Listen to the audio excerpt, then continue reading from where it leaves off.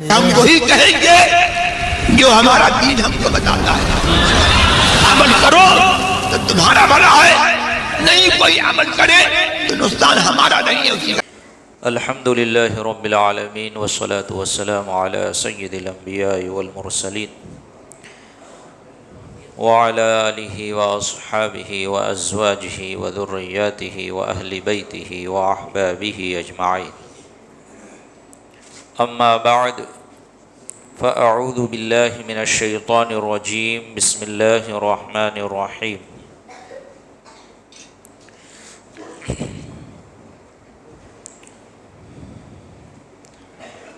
الیس الذکر کالانثی صدق اللہ.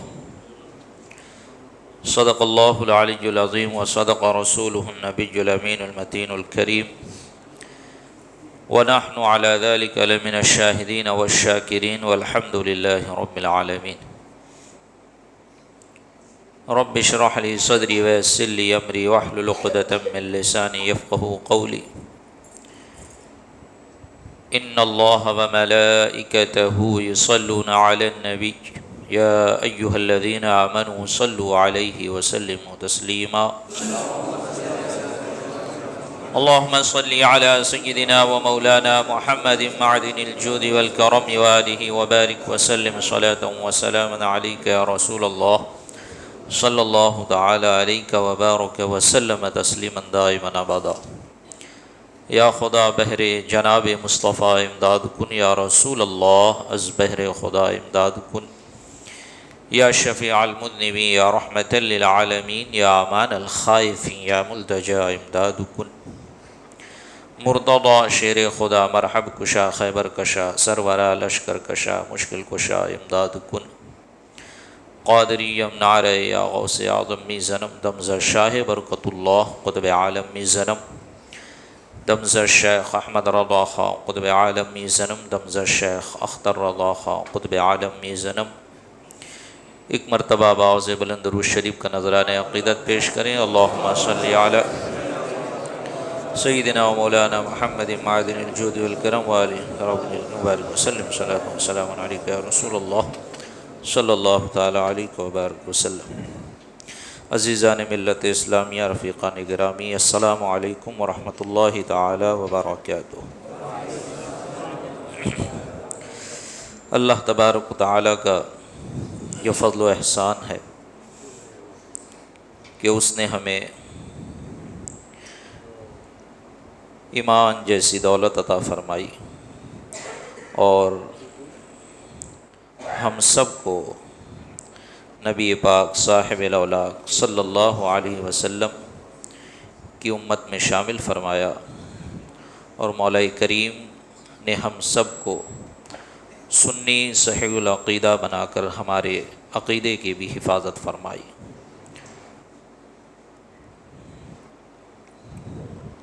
عزیزان ملت اسلامیہ، رفیقان گرامی، دیکھیں یہ زمانہ بڑا ہی پرفتن زمانہ ہے، اور اسلام اور مسلمانوں کے خلاف چاروں طرف سے ان فتنوں کی یلغار اور ان فتنوں کی یلغار کے مقصد اور ان کے مقاصد، ان کے اغراض اس کے علاوہ اور کچھ نہیں کہ اسلام اور مسلمانوں کو تکلیف پہنچائی جائے اور اسلام کے چہرے کو مسخ کرنے کی ناپاک کوششیں کی جائے. مسلمانوں کے عقائد صحیحہ کو اور مسلمانوں کے لیے جو خدا نے دین کو پسند کیا، لوگوں کے لیے جو اللہ تعالیٰ نے جس دین کو پسند کیا، اس دین سے کیا کر رہے ہیں آپ؟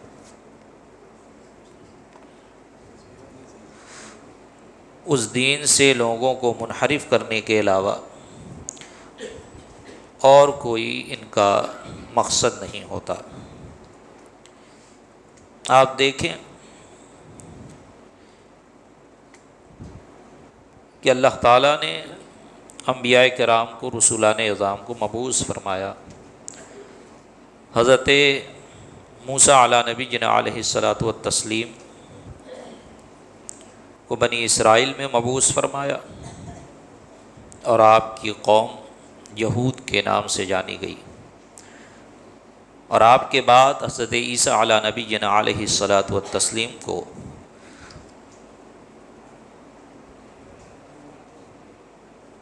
انہی یہودوں کی اور یہودیوں کی اصلاح اور ان کی رہنمائی کے لیے اللہ تبارک و تعالیٰ نے مبعوث فرمایا۔ لیکن آپ دیکھیں کہ حضرت عیسیٰ علیٰ نبی جنہ علیہ الصلاۃ والتسلیم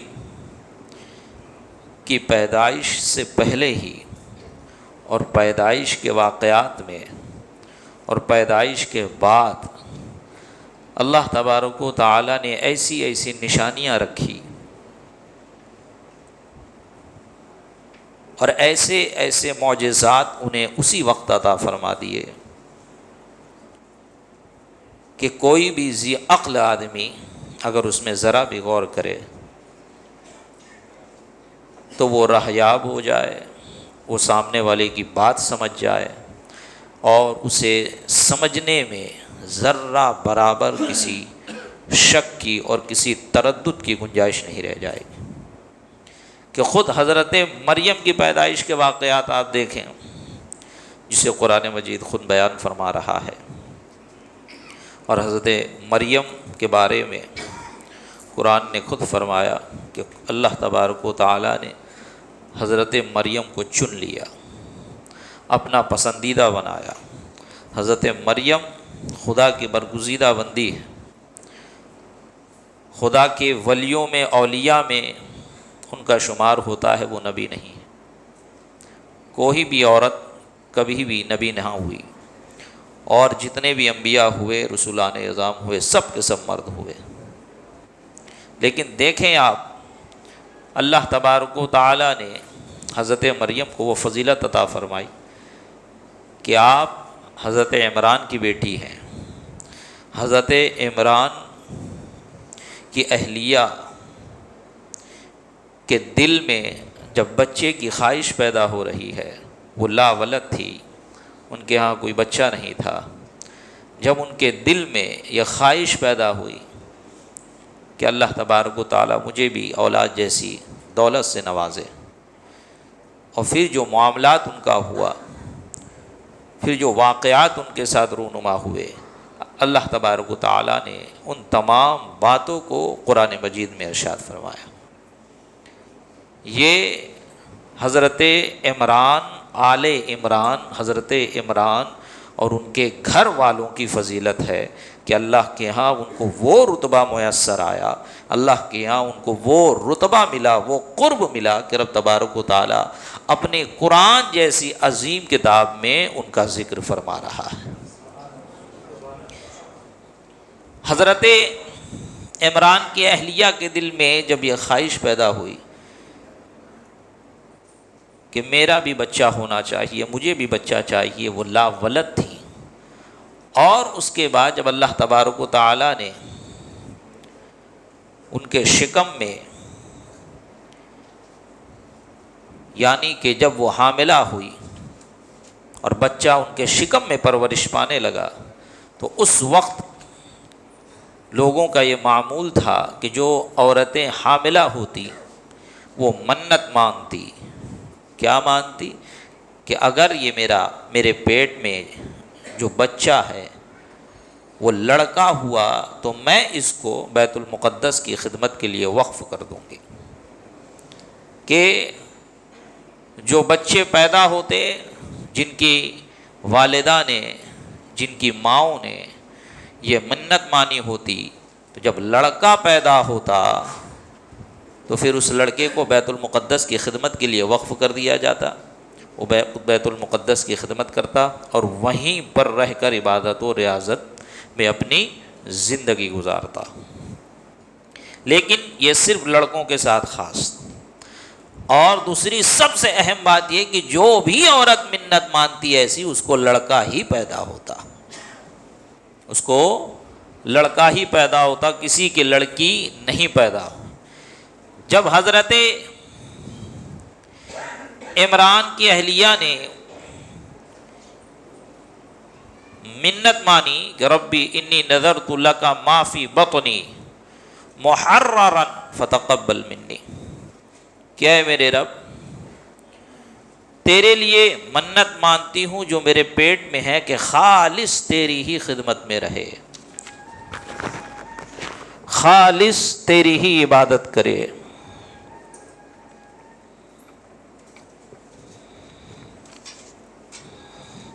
جب انہوں نے یہ منت مانی اور کیا کہا، انک انت السمیع العلیم، کہ بے شک تو ہی سننے والا اور جاننے والا ہے۔ کیا مطلب سننے والا؟ سننے والے سے مراد کیا ہے؟ یہ ہمارے اور تمہاری طرح سننے کی بات نہیں ہو رہی ہے۔ خدائے تعالی کے جو اسماء صفاتیہ ہے، ایک گرامر کی لحاظ سے بات بتاؤں، وہ سب کے سب معنی ثبوتی پہ دلالت کرتے ہیں، معنی حدوثی پر دلالت نہیں کرتے۔ معنی حدوثی کیا مطلب؟ کہ میں جب تک بول رہا ہوں آپ سن رہے ہیں، میں جب خاموش ہو جاؤں گا آپ کے اندر اتنی طاقت نہیں کہ آپ میری بات سن سکے۔ بتائیں، جب میں خاموش ہو رہا ہوں آپ میری کوئی بات سن سکتے ہیں؟ میں دل میں کیا سوچ رہا ہوں آپ بتا سکتے ہیں؟ میں دل میں کیا کہہ رہا ہوں آپ بتا سکتے نہیں؟ لیکن اللہ تعالیٰ اس کا محتاج نہیں ہے کہ بندہ بولے تبھی وہ سنے، نہیں، بلکہ اگر بندہ اپنی زبان سے کچھ بولے بھی نہ، اس کے دل میں اگر خطرات بھی گزرے، دل و دماغ میں وہ کوئی بات سوچے بھی، تو اللہ اس سے بھی آگاہ ہے، وہ بھی جانتا ہے۔ اور دوسرا معنی سمیع العلیم کا، کہ اللہ کی بے شک تو ہی سنتا اور تو ہی جاننے والا ہے۔ جیسے ہم اپنے بچے کو کہتے ہیں، ہم اپنے چھوٹے بھائی کو کہتے ہیں، ہم اپنے ماتحت کو کہتے ہیں، اپنے شاگرد اپنے اسٹوڈنٹ سے کہتے ہیں، کسی محلے کے شریر بچے سے کہتے ہیں، تجھے بولتے ہیں تو سنتا کیوں نہیں؟ تجھے سمجھاتے ہیں تو میری بات سنتا کیوں نہیں؟ تجھے اتنے سال سے سمجھا رہا ہوں تو سنتا کیوں نہیں؟ کیا مطلب وہ بہرا ہے؟ 2 سال سے اس کے کان میں آواز نہیں جا رہی؟ نہیں، سننے کا مطلب یہ ہے کہ میں تجھے سمجھاتا ہوں تو میری بات کانوں سے سنتا تو ہے لیکن مانتا نہیں، قبول نہیں کرتا، تو میری کسی بات کو قبول نہیں کرتا۔ تو اللہ تبارک و تعالی ہی ہے کہ جو لوگوں کی دعاؤں کو قبول کرتا ہے۔ انک انت السمیع العلیم، کہ بے شک تو ہی ہے جو جانتا ہے، جو سنتا ہے، جو سننے والا ہے، جو جاننے والا ہے، یعنی تو ہی میری بات کی لاج رکھے گا، تو ہی میری دعا قبول کرے گا، اور تجھے ساری چیزوں کا علم ہے۔ جب حضرت عمران کی اہلیہ نے یہ منت مانی، اور میں نے بتایا کہ جو عورتیں ایسی منت مانتی تھیں ان کے یہاں کیا ہوتا تھا، لڑکا ہی پیدا ہوتا تھا، کہ میرے پیٹ میں جو ہے، کیونکہ خدمت کے لیے لڑکے ہی معمور کیے جاتے تھے، لڑکیاں معمور نہیں کی جاتی تھی، لڑکوں کے حصے ہی میں خدمت آتی تھی۔ تو اب دیکھیں آپ کہ آگے کیا ہوتا ہے۔ تو آگے جو ہوتا ہے اور جو ہوا اس کا ذکر خود قرآن کر رہا ہے۔ فلما وضعتها قالت رب انی وضعتها انثى واللہ اعلم بما وضعت وليس الذکر كالانثى وانی سمیتها مریم وانی اعیدها بک وذریتها من الشیطان الرجیم۔ تو جب حضرت مریم کی اہلیہ نے اس بچے کو جنا تو وہ کیا دیکھتی ہے؟ وہ لڑکا نہیں، وہ لڑکی ہے، وہ لڑکی ہے، اور عرض کی اے میرے رب یہ تو میں نے لڑکی جنی۔ اور اللہ فرماتا ہے کہ اللہ خوب جانتا ہے اور اللہ کو خوب معلوم ہے جو کچھ وہ جنی ہے۔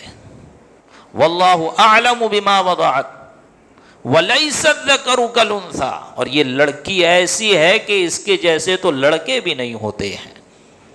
یہ تو نے اے مریم کی بیوی، تو نے منت مانی تھی کہ لڑکا پیدا ہو، اور وہ یہ سمجھ رہی تھی کہ میرے منت کے لیے لڑکا ہونا ہی بہتر ہے، اور میری منت کو پورا کرنے کے لیے لڑکے کی پیدائش ضروری ہے۔ اب وہ اس فکر میں ہے کہ لڑکی پیدا ہو گئی، اب کیا ہوگا؟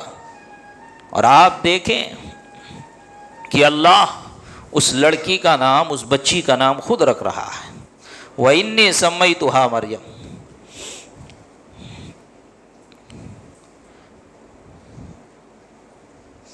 نہیں، یہ حضرت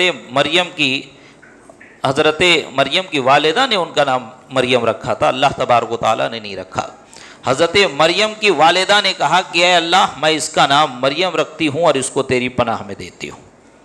اور حضرت مریم کو اس خدمت کے لیے قبول کر لیا گیا۔ اور مختصر سے انداز میں، وقت بڑا کم ہوتا ہے، میں بتاؤں، اس سے پہلے کئی مرتبہ 2 سال آپ نے اس پر مستقل خطاب سماعت فرمایا، انشاءاللہ یہ سال بھی ہوگا، لیکن اس سال ٹاپک ذرا مختلف ہے، اس لیے یہ بات بڑے مختصر انداز میں ذکر کر رہا ہوں تاکہ اگلے 2 ہفتے میں اپنے اصل ٹاپک پہ آ سکوں۔ کہ آپ دیکھیں حضرت زکریہ علی نبینا علیہ الصلاۃ والتسلیم، آپ کی اہلیہ اور حضرت عمران کی اہلیہ، یہ دونوں بہن ہیں، یعنی کہ حضرت زکریہ علی نبینا علیہ الصلاۃ والتسلیم حضرت مریم کے خالو ہیں۔ حضرت زکریہ حضرت مریم کے خالو ہیں، اور حضرت زکریہ علی نبینا علیہ الصلاۃ والتسلیم نے جب یہ دیکھا کہ یہ لڑکی نرالی لڑکی ہے، کیونکہ کبھی ایسا نہیں ہوا کہ کسی نے منت مانی ہو اور لڑکی پیدا ہو گئی، یہ پہلی مرتبہ ایسا ہو رہا ہے، تو حضرت زکریہ علی نبینا علیہ الصلاۃ والتسلیم نے ان کو اپنی کفالت میں لے لیا کہ جب بچہ پیدا ہوگا اور بچے کو پیدا ہونے کے بعد ہی وقف کر دیا جائے گا، تو بھائی اتنے چھوٹے بچے کی دیکھ بھال کے لیے بھی تو کوئی چاہیے۔ تو جو وہاں پر وقف کیے جاتے تھے بچے، ان کے دیکھ بھال کے لیے لوگ مقرر تھے، اور کوئی عام شخص نہیں ہوتے تھے، وہ اس کے بڑے خدام ہوتے تھے، اور علماء کی جماعت ہوتی تھی، راہبوں کی جماعت ہوتی تھی، جو صحیح معنوں میں راہب تھے، اس زمانے کے راہب نہیں۔ جب حضرت زکریہ نے دیکھا تو حضرت زکریہ نے کہا کہ یہ میری بھانجی بھی لگتی ہے، لہذا یہ میری بیوی کی بھانجی لگتی ہے، تو لہذا میں اس کی کفالت کروں گا۔ اور ایک روایت میں یہ بھی آیا، جب اختلاف ہوا تو قرعہ ڈالا گیا کہ قرعہ میں جس کا نام نکلے گا وہ ان کی کفالت کرے گا۔ اور جب قرعہ ڈالا گیا تو قرعہ اس طور پر ڈالا گیا کہ پانی میں اپنی اپنی سب نے قلم ڈال دی کہ جس کی قلم تیرے گی اس کا قرعہ نکلے گا۔ تو جب سارے راہبوں نے اپنی قلم ڈالی تو کسی کی قلم نہ تیری، حضرت زکریہ علی نبینا علیہ الصلاۃ والتسلیم کی قلم تیر گئی۔ اور اسی طرح یہ قرعہ میں حضرت زکریہ علی نبینا علیہ الصلاۃ والسلام کے حق میں یہ فیصلہ کر دیا گیا کہ حضرت زکریہ ان کی کفالت کریں گے۔ اب حضرت زکریہ علی نبینا علیہ الصلاۃ والتسلیم بیت المقدس کے عمارتوں میں سے ایک کونے کی جو عمارت تھی، ایک کمرہ تھا، اس میں حضرت مریم کو آپ رکھتے ہیں، وہیں آپ کی پرورش ہو رہی ہے، وہیں آپ کی تربیت ہو رہی ہے، وہیں پر آپ کے سارے ضروریات کو پورا کرنے کے لیے انتظام کیا جا رہا ہے۔ لیکن آپ دیکھیں روایتوں میں یہ بھی آیا کہ حضرت مریم رضی اللہ تعالی عنہا ایک دن میں اتنا بڑھتی تھی جتنا 1 سال میں بچے بڑھا کرتے ہیں۔ اور پھر المختصر جب ایک دن کیا بلکہ قرآن تو کہہ رہا ہے کلما دخل علیہا زکریا المحراب، اور یہ کلما جو ہے اس کا معنی یہ جب جس جملے پہ داخل ہوتا ہے تو اس کا مطلب یہ ہوتا ہے کلما دخل، یعنی جب حضرت زکریا داخل ہوتے، کب؟ جب حضرت زکریا ان کے کمرے میں داخل ہوتے، ان کے حجرے میں داخل ہوتے، تو کیا پاتے؟ وہاں پر اللہ تبارک و تعالیٰ کے رزق کو پاتے۔ دروازہ بند ہے، کمرہ بند ہے، حضرت زکریا کے علاوہ کوئی اس میں جا سکتا نہیں، کہ چابی بھی آپ کے پاس ہے، آپ ہی اس کمرے میں داخل ہو رہے ہیں، آپ کے علاوہ جب کوئی وہاں جا بھی نہیں رہا تو یہ پریشان ہو گئے، یہ فکر میں پڑ گئے کہ یہ آیا کہاں سے۔ کلما دخل علیہا زکریا المحراب وجد عندها رزقا قال یا مریم انا لکی ھذا، کہ جب زکریا مریم کے پاس داخل ہوتے، اس کے کمرے میں داخل ہوتے، ان کے پاس آتے تو وجد عندہا رزقا، تو ان کے پاس قسم قسم کے رزق پاتے. جب کوئی اندر آنے والا نہیں تو یہ آتا کہاں سے؟ قال یا مریم انا لکی ھذا، اے مریم یہ تمہارے پاس کہاں سے آیا؟ قالت هو من عند اللہ، تو حضرت مریم نے جواب دیا کہ یہ میرے اللہ کی طرف سے آیا ہے. قالت هو من عند اللہ ان اللہ یرزق من یشاء بغیر حساب، اور اللہ تعالیٰ جسے چاہتا ہے بغیر حساب کے رزق دیتا ہے. ایسی جگہ سے رزق دیتا ہے کہ بندہ وہم و گمان میں بھی بندے کے نہیں آ سکتا کہ میرے رزق کا بندوبست یہاں سے بھی ہو سکتا ہے. اسی لیے رب نے فرمایا وَمَن يَتَّقِ اللَّهَ يَجْعَلْ لَهُ مَخْرَجًا، کہ جو شخص تقوی پرہیزگاری اختیار کرتا ہے، اللہ سے ڈرتا ہے، اللہ تبارک و تعالیٰ اس کو ایسی جگہ سے رزق عطا فرماتا ہے کہ اس کے وہم و گمان میں بھی نہیں ہوتا. ہمارا کام یہ ہے کہ ہم اللہ کے حکم کی پاسداری کریں، ہم اللہ سے ڈریں. یا ایھا الذین آمنوا اتقوا اللہ حق تقاتہ، اے ایمان والو اللہ سے ڈرو جیسا کہ اس سے ڈرنے کا حق ہے، جیسا کہ اس سے ڈرنے کا حق ہے. تو ڈریں گے خدا سے، خوف رکھیں گے، اس کے احکام کی پاسداری کریں گے تو ملے گا کیا صلہ؟ تو صلہ یہ ملے گا کہ جب تک تم زندہ رہو گے تو اللہ تعالیٰ تمہیں رزق عطا فرمائے گا، اور ایسی جگہ سے رزق عطا فرمائے گا کہ تمہارے وہم و گمان میں بھی نہیں ہوگا کہ یہاں سے بھی میرا بندوبست ہو سکتا ہے، یہاں سے بھی مجھے رزق مل سکتا ہے. اور جب تم ایمان کے ساتھ اس دنیا سے چلے جاؤ گے تو اس خدا کے خوف کو دل میں رکھنے کا انعام یہ ملے گا کہ تمہاری جیسی ہی تمہاری آنکھ بند ہوگی تمہاری مغفرت کر دی جائے گی. تم قبر میں پہنچو گے، فرشتے تمہیں بشارت دے کر چلے جائیں گے. ان اللہ یرزق من یشاء بغیر حساب. اور حضرت مریم نے فرمایا کہ یہ میرے رب کی طرف سے آیا، اور اللہ تعالیٰ جسے چاہتا ہے بے حساب رزق عطا فرماتا ہے. اب دیکھیں یہاں پر میں گفتگو مکمل کروں، اور انشاءاللہ اگلے ہفتے سے حضرت عیسیٰ علی نبینا علیہ الصلاۃ والتسلیم پر خصوصی گفتگو ہوگی، اور اس کے اگلے ہفتے بالخصوص آپ سے متعلق جو قرب قیامت کی علامتیں اور باتیں اور جو باتیں عقیدے سے تعلق رکھتی ہے، جو قرآن و احادیث میں ذکر ہوئی، ان سب کو آپ کے سامنے اجمالی طور پر رکھنے کی کوشش کروں گا. فی زمانے نا اس سے متعلق جو طرح طرح کے فتنے اٹھ رہے ہیں، جو ختم نبوت پہ ڈاکہ ڈال رہے ہیں، جو قادیانیت کی شکل میں ہے، شکیل بن حنیف کی شکل میں ہے، حیدرآبادی گوہر شاہی کے شکل میں ہے، چاہے جس طرح سے بھی ہو، ہم اپنی دنیا کی فکر اتنی کرتے ہیں کہ ایسا محسوس ہوتا ہے کہ ہم سے زیادہ فکر کرنے والا کوئی نہیں، اور اسی کے مد مقابل ہم دیکھیں کہ ہم اپنی ایمان اور آخرت کی فکر 10% بھی نہیں کرتے. کہاں سے دین لے رہے ہیں، کس سے دین لے رہے ہیں، کس کی تقریر سن رہے ہیں، کس کی نہیں سن رہے، سامنے والا کیا بول رہا ہے، میں جو کر رہا ہوں کہہ رہا ہوں وہ شرعاً اس کی کیا حیثیت ہے، کہیں ایسا تو نہیں میرے ایمان کے لیے خطرہ پڑ جائے. کچھ فکر نہیں ہوتی ہمیں، ہم بس اپنے حساب سے زندگی گزارنا چاہتے ہیں. ہمیں کوئی روکے نہ، ہمیں کوئی ٹوکے نہ، ہم اپنے حساب سے گزاریں گے زندگی. خیر انشاءاللہ اگلے 2 ہفتہ اس پر گفتگو ہوگی. اب دیکھیں کہ جب حضرت مریم کی یہ اہمیت، یہ کرامت حضرت زکریہ پر واضح ہو گئی تو آپ نے سمجھ لیا کہ یہ کوئی معمولی بچی نہیں ہے، اور یہاں پر رحمتیں نازل ہو رہی ہے. آپ ذہن میں رکھیں کہ حضرت مریم کو الگ تھلگ رکھا گیا تھا. کیوں؟ اس لیے کہ وہ لڑکی تھی، وہ عورت ذات تھی، انہیں مردوں کے ساتھ نہیں رکھا گیا.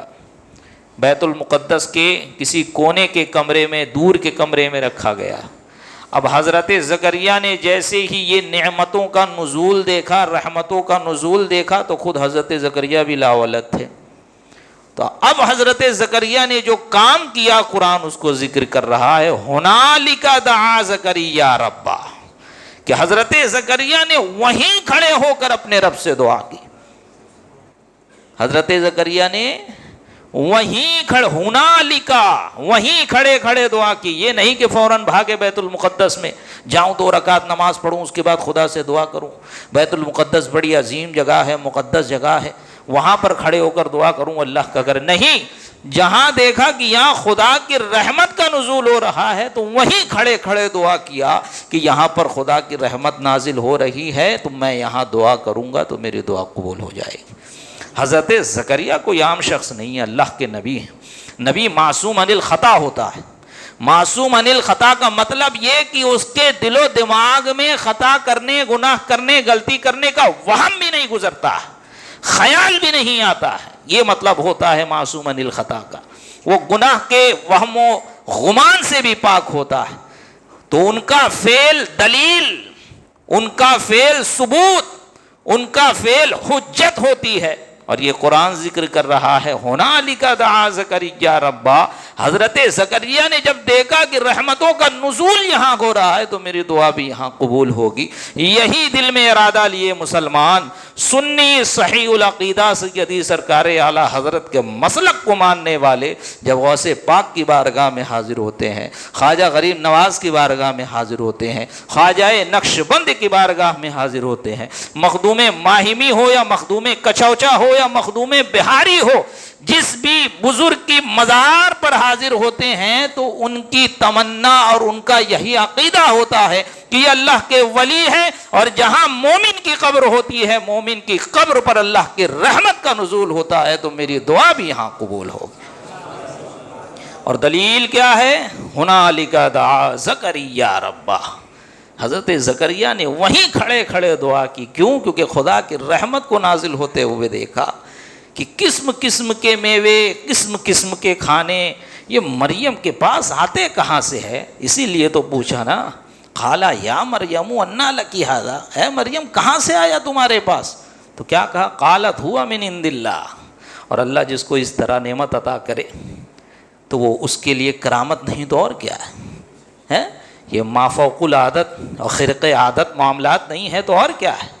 اسی کا نام تو کرامت ہے. کرامت کا صدور یا تو بندے سے ہوتا ہے یا اس کے بارے میں ہوتا ہے یا پھر اس کے ذریعے سے صادر ہوتی ہے، اس کے ذریعے سے کسی اور سے ثابت ہوتی ہے. اسی کا نام کرامت ہے. اور سرکار غوث اعظم کی سوانح حیات کا مطالعہ کیا جائے تو یہ تینوں چیز آپ کے سوانے میں، آپ کی ذات میں یکساں نظر آئے گی. اللہ تبارک و تعالیٰ کی بارگاہ میں دعا ہے رب تبارک و تعالیٰ ہم تمام کو ہم تمام کے عقیدے کی حفاظت فرمائے، ہم تمام کو نیک و صالح بنائے،